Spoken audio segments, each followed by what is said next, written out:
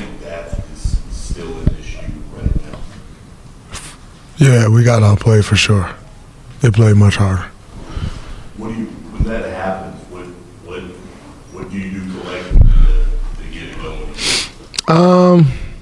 You got to fight your way out of it, you know. Anytime you hit a little rut in this league, it'll never be easy. It'll never be pretty getting out of it. You got to claw your way out. And right now, that's not the identity of this team. In your losses, your guys' turnover numbers have been really high. How is that the biggest issue right now? It's definitely an issue. But they had 20 turnovers too, and they beat us by 30. So it's a lot more issues than just that. What do you think is the biggest difference between the way you ended last season once Jimmy got here and what's going on right now?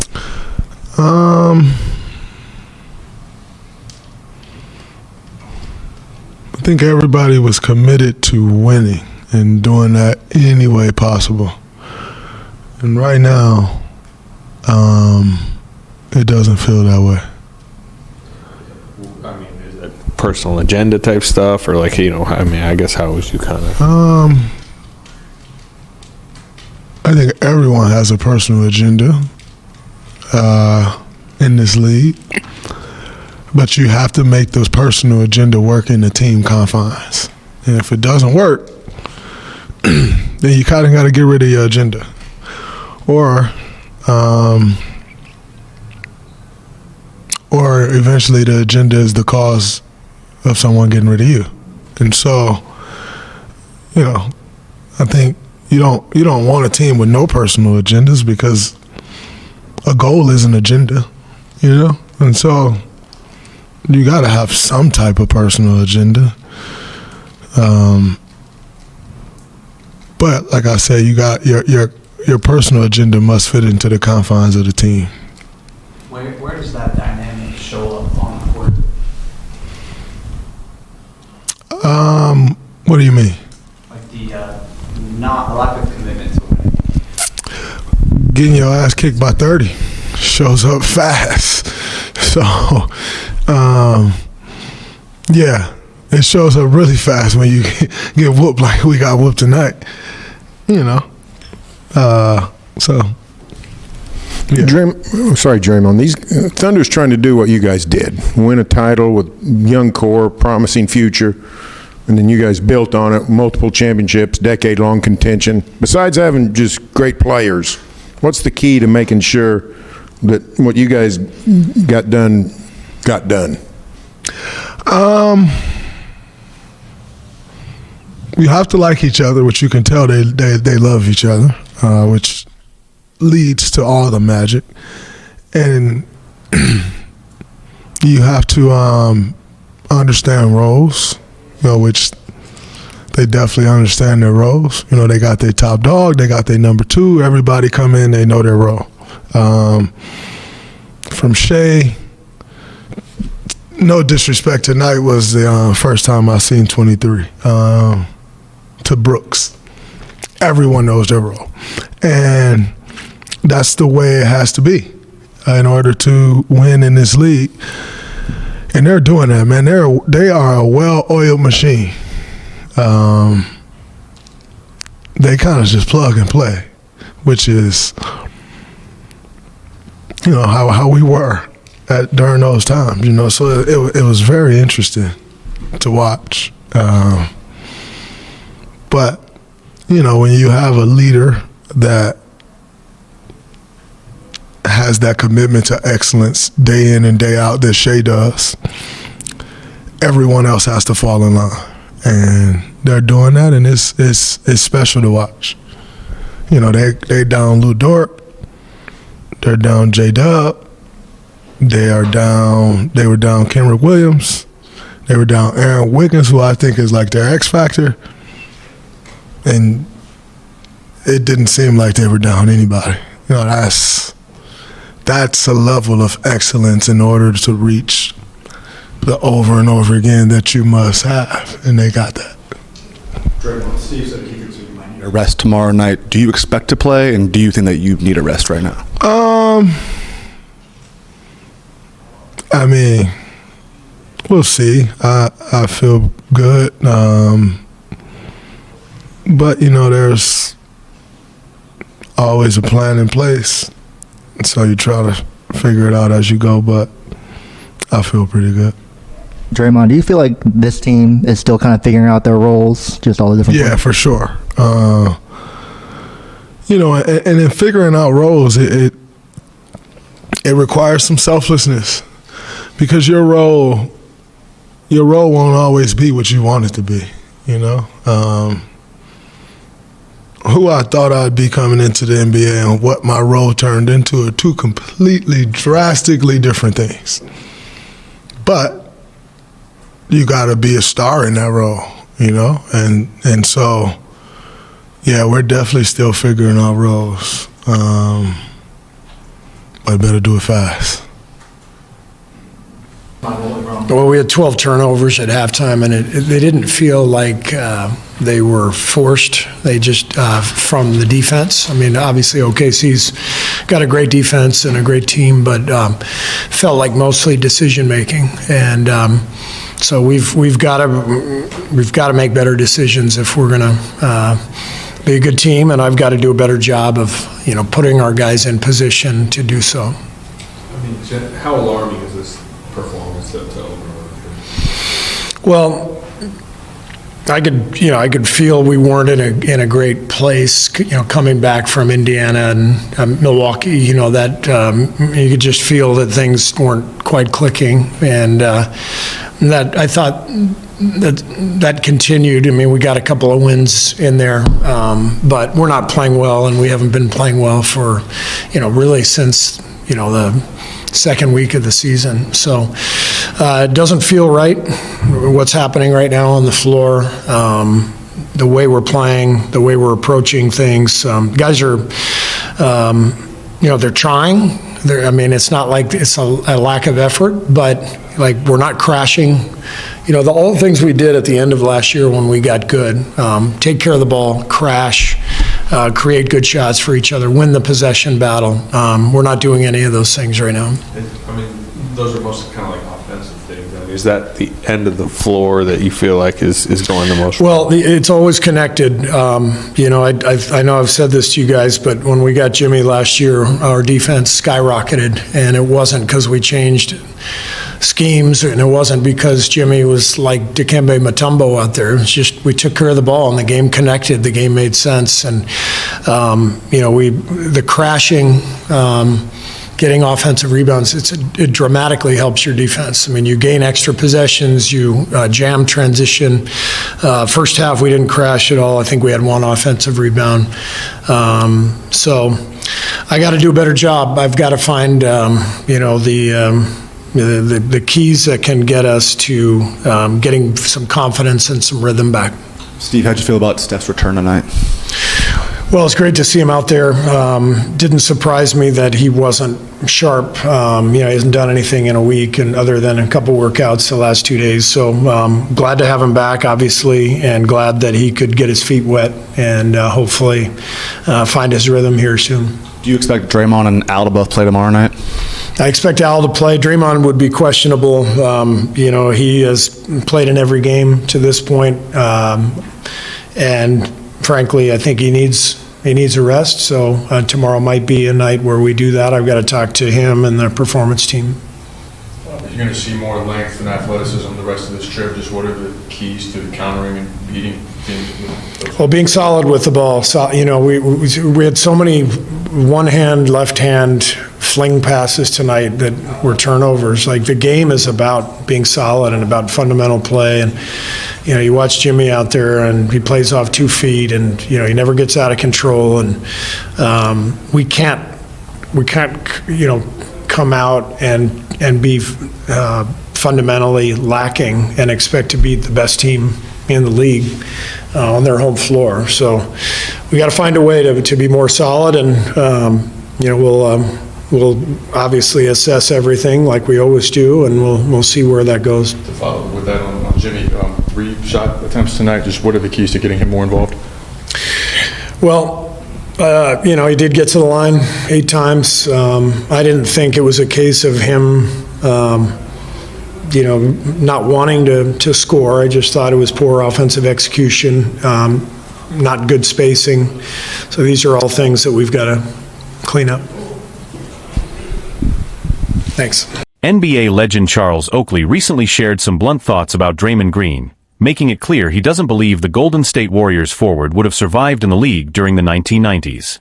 Known for his own toughness and no-nonsense attitude while starring for the Chicago Bulls and New York Knicks, Oakley didn't hold back when comparing eras. During an appearance on The Art of Dialogue, Oakley explained that Green's fiery personality and on-court antics simply wouldn't have been tolerated back in his day. "The things he gets away with now, I know for sure I couldn't have done them back then," Oakley said.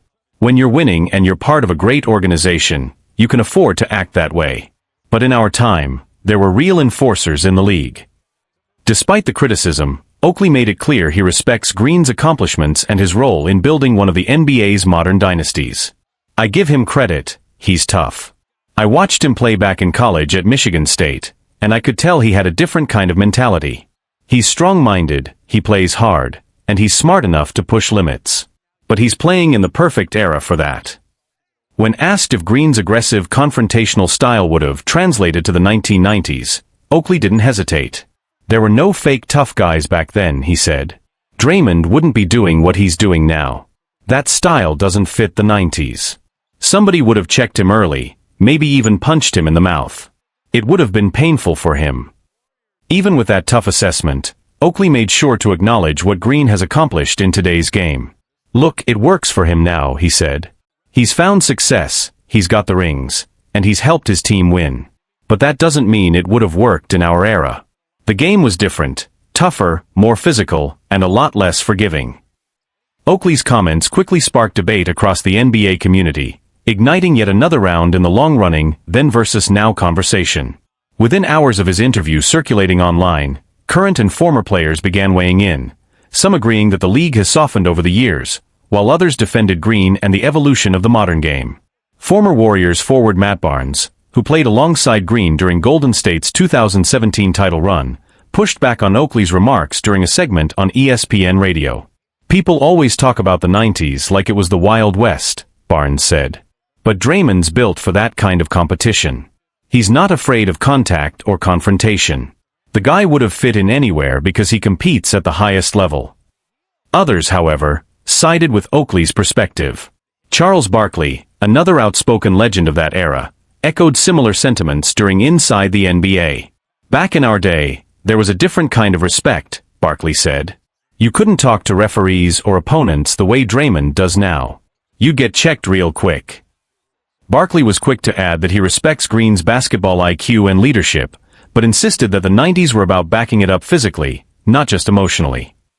Around the league, the discussion also turned toward how the NBA's rule changes have transformed the definition of toughness. Analysts pointed out that the game's pace, spacing, and emphasis on skill have replaced much of the raw physicality that defined Oakley's era. Draymond's defensive versatility, his ability to guard 5 positions and orchestrate rotations, might not have been fully appreciated in a slower, more post-dominated league. Meanwhile, Green has yet to respond publicly to Oakley's comments, but those close to him suggest he's not surprised. A Warriors insider told The Athletic that Green takes pride in being polarizing and views criticism from former players as a sign that he's doing something right. Despite the generational divide, both Oakley and Green represent two sides of the same basketball coin, players who lead with emotion, demand accountability, and embody the edge that separates stars from champions. The difference, as many fans noted online, is that Green's fire burns in an era where passion is policed differently. Whether Oakley's assessment is fair or not, it reignited a conversation about how basketball's culture has evolved, and what kind of toughness the modern NBA truly rewards. Jimmy Butler's dinner plans might hold the key to the Warriors' future success. Jimmy Butler continues to make an impact for the Golden State Warriors, not just with his play, but with his leadership beyond the court.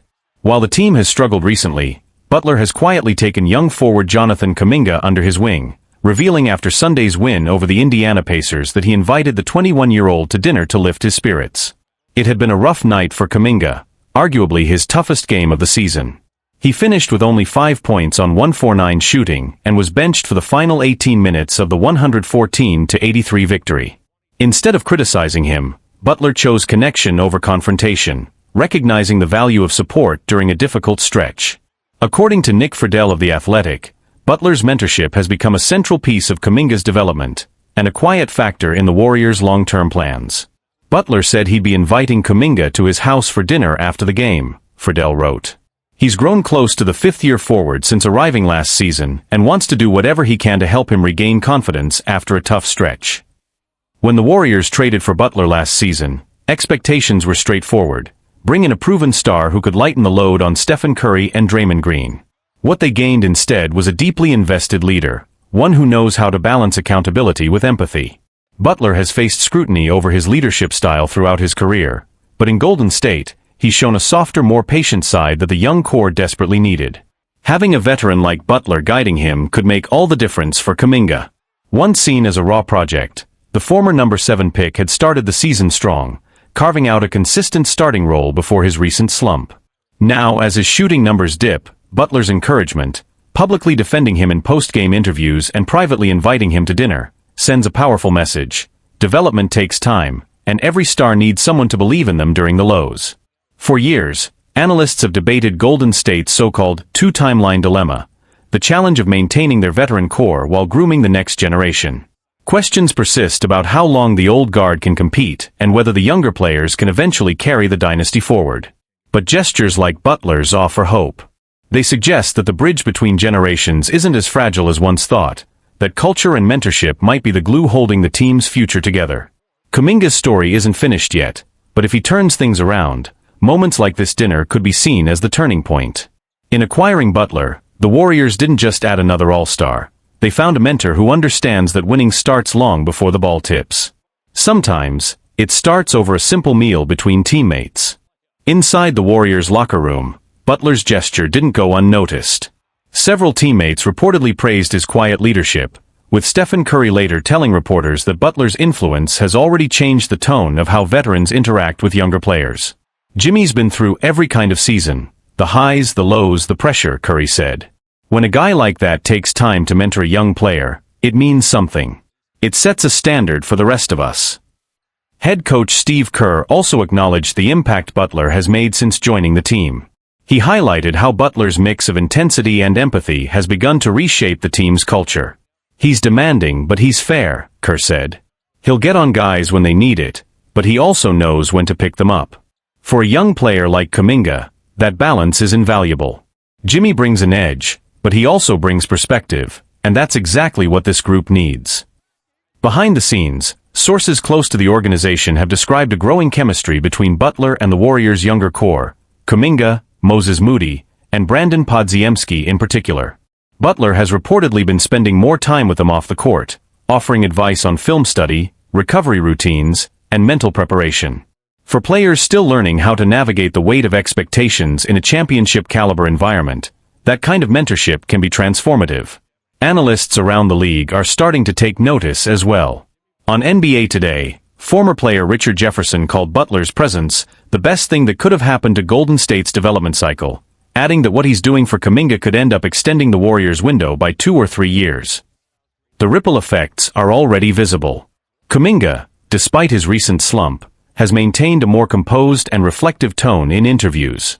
Rather than showing frustration, he's acknowledged the value of patience and learning. "Jimmy's been in my ear," he said after a recent practice. "He tells me to focus on the next play, not the last one. That's something I'm trying to carry with me every game." For a team searching to balance its championship ambitions with long-term growth, Butler's influence could be the missing ingredient. The Warriors' dynasty was built on selflessness, trust, and accountability, traits that sometimes fade with time and success. Butler's arrival has revived that spirit, reminding everyone that greatness isn't only about stats or rings, but about the relationships that sustain a team through its toughest moments. If Golden State finds its rhythm again, the seeds of that resurgence may trace back to something simple: a veteran's willingness to sit down with a struggling young player, share a meal, and remind him that every journey, even in the NBA, begins with belief. Basketball: Al Horford and Jimmy Butler, the duo the Warriors didn't know they needed. The Golden State Warriors may have finally found the perfect frontcourt partner for Al Horford, but it's up to Steve Kerr to keep them on the floor together more often.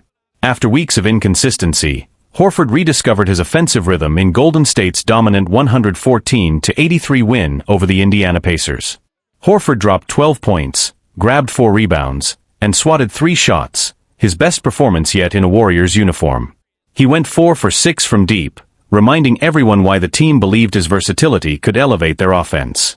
Beyond the scoring, he challenged 11 shots, holding Pacers players to just 5 makes.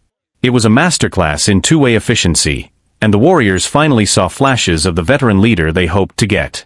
But what really unlocked Horford's game wasn't just confidence, it was chemistry. His newfound connection with Jimmy Butler is changing the way Golden State flows on both ends of the floor. Butler assisted on 4 of Horford's buckets, showing an instinctive feel for finding the big man in rhythm. The two veterans seem to read each other effortlessly. Butler drives, Horford spaces. Butler cuts, Horford rotates. That intuitive synergy brought life back to Horford's offense after a slow start to the season. After the game, Horford credited Butler directly for helping him find his groove. "Jimmy made it clear early on that he wanted to get me involved," Horford said. "He was driving, kicking, and constantly encouraging me to shoot. The passes were right there, and that gave me confidence again. On defense, I'm just trying to bring more energy, stay active, and figure out how to help this team." Still, there's one glaring issue. Kerr hasn't used them together nearly enough. Of Horford's 150 total minutes this season, he's shared the floor with Butler for only 78 of them. That means nearly half of his time has come without his most effective partner. For a duo showing this much promise, that's a mistake the Warriors can't afford to keep making. Horford arrived in the Bay with expectations of being a stabilizing veteran presence, someone who could help anchor another championship run. Now that Golden State may have found a formula that works, one that pairs Horford's steadiness with Butler's fire, Kerr's next move is simple: play them together, and let the chemistry do the rest. The growing partnership between Horford and Butler has sparked quiet optimism inside the Warriors' locker room. Teammates have started to notice how the energy shifts whenever the two veterans share the floor. The offense feels steadier, the ball moves with more purpose, and the defense communicates better. Their presence brings a sense of maturity that Golden State has been missing amid the inconsistency of its younger core. Coaches have highlighted their complementary styles. Horford's ability to stretch the floor forces defenders out of the paint, giving Butler more space to attack downhill. Meanwhile, Butler's aggressiveness on drives creates easy catch-and-shoot looks for Horford, a rhythm he thrives on. It's a simple formula, but one built on trust and timing, something the Warriors haven't fully capitalized on yet. Analysts around the league have begun to take notice as well.